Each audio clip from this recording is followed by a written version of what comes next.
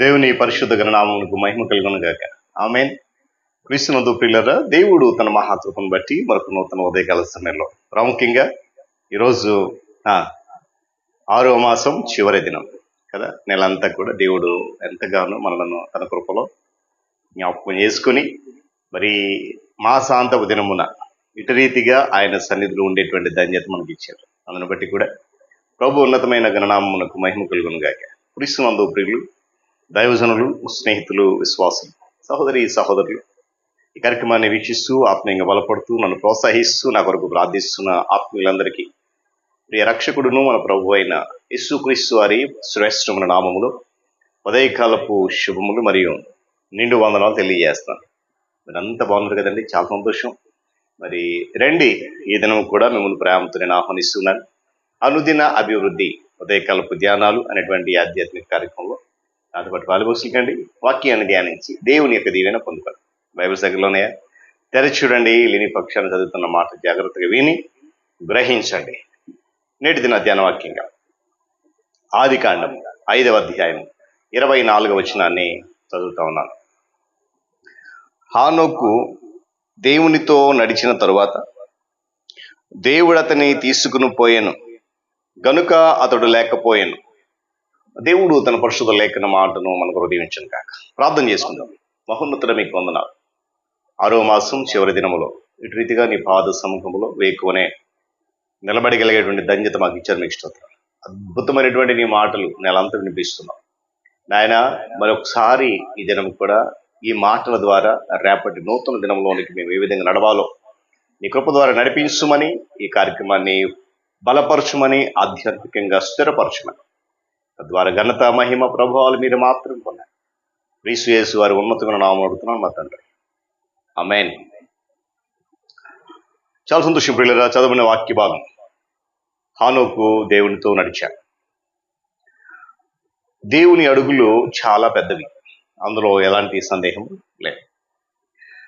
ఒక వ్యక్తి ఆధ్యాత్మిక జీవితానికి, అతని నడవడికకు అసలు పరీక్ష ఏంటంటే అసాధారణమైనటువంటి సందర్భాలు, విలక్షణమైనటువంటి పరిస్థితులు ఏమాత్రం కూడా కావు. మరి ఏంటండి అనంటే దైనందిన జీవితంలోని అసాధారణమైనటువంటి సందర్భాలు, ఎటువంటి ప్రేరేపకాలు లేని సాదాసీద పరిస్థితులు ఆధ్యాత్మిక జీవితానికి, అతని నడవడికకు అసలైనటువంటి పరీక్ష. 6 మాసము ప్రారంభ దినము నుండి ఇప్పటి వరకు అనేక మాటలు విన్నారు మీరందరూ కూడా. అది నా జ్ఞానమో నా గొప్పతనమో కాదు, కానీ కేవలం దేవుని ఆత్మ చేత, దేవుని ఆత్మ ప్రేరేపణ చేత మీ మధ్యలో ఆయన మాటలు ఉంచడం జరిగింది. అయితే నూతన మాసం వెళ్ళబోతున్నట్టు మనము దేవుని అడుగుతో నడవాలి, దేవుని అడుగు జాడల్లో నడవాలి అనేది ఈరోజు వాక్య సందేశం యొక్క సారాంశం. వీళ్ళు గమనించండి, మనము అపరిమితమైన కాంతి పడేటువంటి ప్రదేశంలో లేనప్పుడు, అంటే మన దైనందిన జీవితంలోని నిత్య కృత్యాల్లో మన అసలు వ్యక్తిత్వం ఏంటనేది బయటపడుతుంది. అందులో ఎలాంటి సందేహం లేదు. ఎందుకంటే మన దైనందిన జీవితంలో ప్రతిరోజు కూడా మనకు అనుకూలంగా సాగిపోతున్నప్పుడు ఎలాంటి అపోహలకు కానీ, ఎలాంటి సందేహాలకు కానీ తావివ్వము. కానీ ఈ పరిస్థితులు ఎప్పుడైతే ఎదురవుతాయో, పరీక్షలు ఎప్పుడైతే ఎదురవుతాయో, అప్పుడే మన యొక్క వ్యక్తిత్వం అనేది బయటపడదు. ఇక్కడ దేవునితో నడవడం అంటే మనము ఆలోచించినంత సులభమైతే కాదండి. నోటితో చాలా సులభంగా చెప్పేస్తున్నాం దేవునితో నడవాలి అని కదా, వాక్యం చెప్తుంది. అయితే వాక్యం చదివినంత మాత్రాన, మనం ఆలోచించినంత మాత్రాన దేవునితో నడక అనేది అంత సులభమైతే కాదు. ఆయనతో పాటు అడుగులు వేయడం చాలా కష్టం మనకి. ఎందుకంటే దేవునితో పాటు మనము నడవడం నేర్చుకోవాలి ముందు. అలా నేర్చుకున్నప్పుడే ఆయనతో పాటుగా నడవడం అనేది మనకు కష్టం అనిపించదు. నేర్చుకుంటున్నప్పుడు ఆయన వేసేటువంటి అంగలు ఏమండి, ముందుకు పెద్ద పెద్ద అంగలు, చాలా పెద్దవైన అడుగులు ఏమండి, మన అంగలు వేయడం మొదట కష్టంగానే ఉంటుంది, చాలా కష్టంగా ఉంటుంది. అయితే ఆయనతో పాటు ఆ అంగలు వేయడం నేర్చుకుంటే, లేక మనకు అలవాటైతే, మనము ఆయన జీవాన్ని కలిగి ఉంటాం. దేవుని స్తోత్రం కలుగును గాక. అంటే ఆయనతో నడవాలంటే చాలా కష్టపడాలి, కానీ అలవాటు చేసుకోవాలి. హానోకు దేవునితోనే నడిచాడు కాబట్టి దేవుడు తీసుకెళ్ళిపోయాడు, తర్వాత అతను కనబడలేదు. మనకు దేవునితో తాదాత్మ్యత ఏర్పడుతుంది, ఆయనతో నడవడం ప్రారంభించాం. అప్పుడు మన ద్వారా దేవుని జీవము, ఆయన శక్తి బహిర్గతం అవుతాయి, అనేకులకు కనపడతాయి. ఈరోజు మరలా నేను జ్ఞాపకం చేస్తాను, ఈ 6 మాసాలు దేవుడు మనల్ని ఎంతగానో ప్రేమించాడు. 7వ మాసంలో వెళ్ళిపోతున్నాం మనం. ఈ 6 మాసాలు ఒకవేళ ఆయన అడుగు వేసి నడవకుండా, ఆయన మాదిరికరమైన అడుగు జాడలను పట్టించుకోకుండా ఉన్నామేమో. రేపటి దినం నుండి ఆయనతో పాటు నడవడం నేర్చుకోవాలి. ఎవరైనా సేవకులైనా, విశ్వాసులైనా, క్రైస్తవ కుటుంబాలు ఏవైతే ఉన్నాయో అందరూ కూడా గమనించాలి ఉదయకాల సమయంలో. ఏమండి, దేవునితో నడవడం కష్టమని ఎందుకు చెప్తున్నానంటే, ఆయన అడుగులు చాలా పెద్దవి, మన అడుగులు చాలా చిన్నవి. ఏమంటే మనము ఇక్కడ గమనిస్తే, మనము 3 అడుగులు వేసే లోపు ఆయన మనకంటే ఎంతో ముందుకు వెళ్ళిపోతాడు. ఆయనను చేరుకోవడం సాధ్యం కాదు. అందుకొరకే ప్రారంభం నుండే మనం దేవునితో నడవడం నేర్చుకోవాలి. మనకు తెలుసుకోవాలి దేవుని అడుగులు ఎలాంటివి అనేటువంటి సత్యాన్ని మనం గుర్తించగలిగినప్పుడు. ఎందుకంటే మనము ఆయన మార్గాలను తెలుసుకొని వాటిని అభ్యసించవలసినటువంటి అవసరం చాలా ఉంది.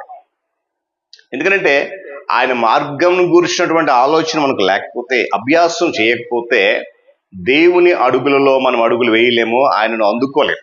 మనకు అందనంత దూరం వెళ్ళిపోతూ ఉంటాడు ఆయన. గమనించాలి ఉదయకాల సమయంలో.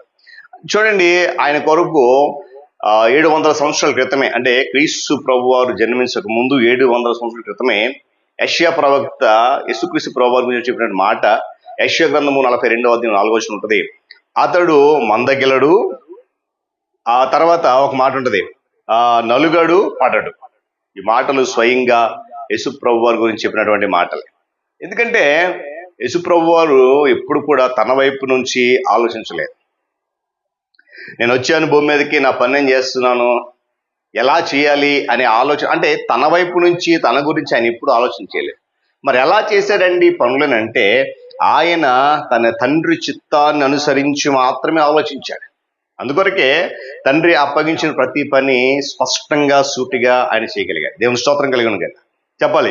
ఏమండి, మనము ఆధ్యాత్మికంగా యేసు ప్రభు వారి మాదిరిలోనే నడవాలి, ఆయన మాదిరి అడుగుజాడలను అనుసరించాలి. ఏమండి, మన చుట్టూ ఆధ్యాత్మిక వాతావరణము, సత్యాలను మనము గమనించాలి. మన మేధస్సును ఉపయోగించి ఆధ్యాత్మిక సత్యాలు మనం నేర్చుకోలేము. మనం ఆధ్యాత్మిక సత్యాలు గ్రహించేలాగా మన చిత్తావృత్తిని మార్చడం అనేది దేవుని ఆత్మకు సాధ్యమైన కార్యమే. దేవుని స్తోత్రం చెప్పండి. హల్లెలూయా. వీళ్ళరా, దేవుని ఆత్మ మన చిత్తావృత్తిని మార్చిన తర్వాత, మన యొక్క విధానం అంతటిని మార్చిన తర్వాత, మనము అంతవరకు ఏమండి, అంతవరకు కూడా అసాధ్యంగా ఉన్నవన్నీ కూడా సాధ్యమే. ఏదైతే అసాధ్యంగా మిగిలిపోయాయో అవన్నీ కూడా సాధ్యమైపోతాయి. మనము దేవునితో పాటు నడిచినప్పుడు, ఆయన అడుగులను మనం అనుసరించినప్పుడు ఆయనతో అన్యోన్యత కలిగి ఉంటాం. అయితే దేవునితో అన్యోన్యత కలిగి ఉండడం అనేది ఒక్క రోజులో సాధ్యమయ్యే కార్యం కాదు, ఒక గంటలో అయిపోయే పని కాదు. ఇది సుదీర్ఘమైన పరిచర్య, ఇది సుదీర్ఘమైన ప్రక్రియ. దేవునితో నడవడం నీకు కష్టంగా ఉందా? ఉన్నప్పటికీ ఆయనతో నడవడం కొనసాగించు.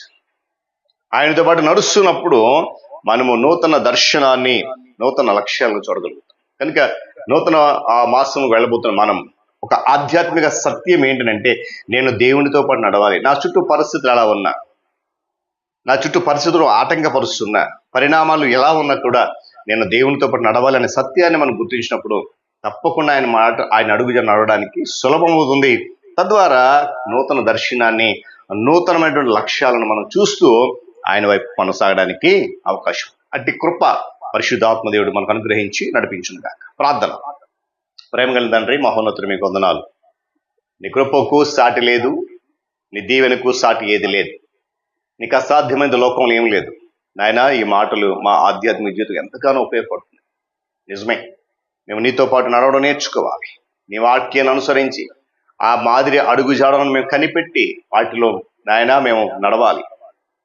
మన లేఖనం నుండి శ్రేష్టమైన మాటలు మాకు అందిస్తూ నీ సన్నిధి మాతో ఉంచినందుకు వందనాలు. ఈ ఆధ్యాత్మిక కార్యక్రమంలో అనేక మంది బిడ్డలు వింటున్నారు ప్రతిదినం. మరింతగా బలపరచండి, దీవునితో నింపండి. ఘనత మహిమ ప్రభావాలు మీరే పొందండి. యేసయ్య నామమున అడుగుతున్నాను మా తండ్రి, ఆమేన్. త్రియేక దేవుని దీవెన, ఆయన సన్నిధి కాపుదల సదాకాలం మనందరికీ తోడైన నడిపించును గాక. ఆమేన్.